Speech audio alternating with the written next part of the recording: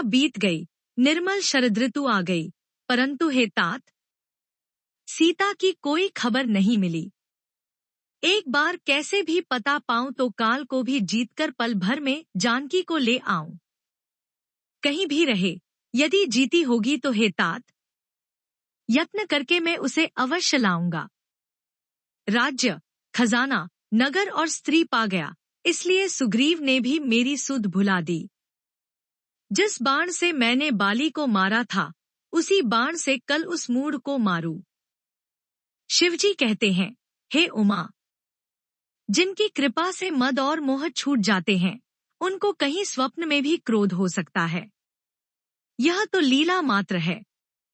ज्ञानी मुनि जिन्होंने श्री रघुनाथ जी के चरणों में प्रीति मान ली है, जोड़ ली है, वे ही इस चरित्र, लीला रहस्य को जानते हैं। लक्ष्मण जी ने जब प्रभु को क्रोधयुक्त जाना, तब उन्होंने धनुष चढ़ाकर बाण हाथ में ले लिए। तब दया की सीमा श्री रघुनाथ जी ने छोटे भाई लक्ष्मण जी को समझाया कि हे तात, सखा सुग्रीव को केवल भय दिखलाकर ले आओ, उसे मारने की बात नहीं है।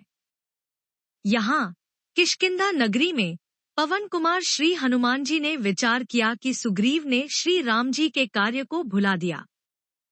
उन्होंने सुग्रीव के पास जाकर चरणों में सिर नवाया। साम, दान, दंड, भेद, चारों प्रकार की नीति कहकर उन्हें समझाया।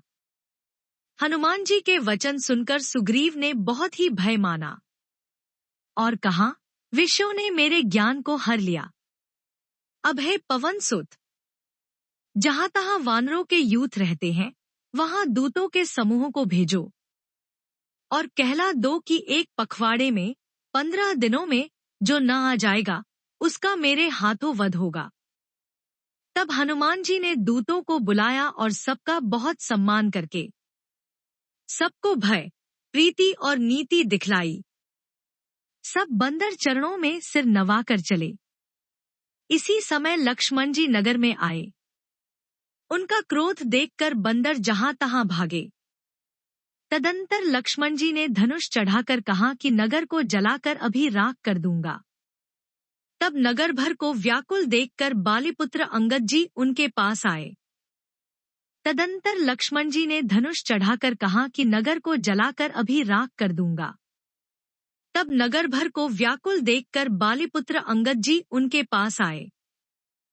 हनुमान सुनो, तुम तारा को साथ ले जाकर विनती करके राजकुमार को समझाओ, समझा बुझाकर शांत करो। हनुमान जी ने तारा सहित जाकर लक्ष्मण जी के चरणों की वंदना की और प्रभु के सुंदर यश का बखान किया।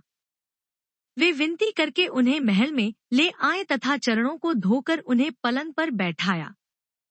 तब वानरराज सुग्रीव ने उनके चरणों में सिर नवाया और लक्ष्मण जी ने हाथ पकड़कर उनको गले से लगा लिया। सुग्रीव ने कहा, हे नाथ, विषय के समान और कोई मद नहीं है। यह मुनियों के मन में भी क्षण मात्र में मोह उत्पन्न कर देता है, फिर मैं तो विषय जीव ही ठहरा। सुग्रीव के विनययुक्त वचन सुनकर लक्ष्मण जी ने सुख पाया और उनको बहुत प्रकार से समझाया। भावार्थ, तब पवनसुत हनुमान जी ने जिस प्रकार सब दिशाओं में दूतों के समूह गए थे वह सब हाल सुनाया।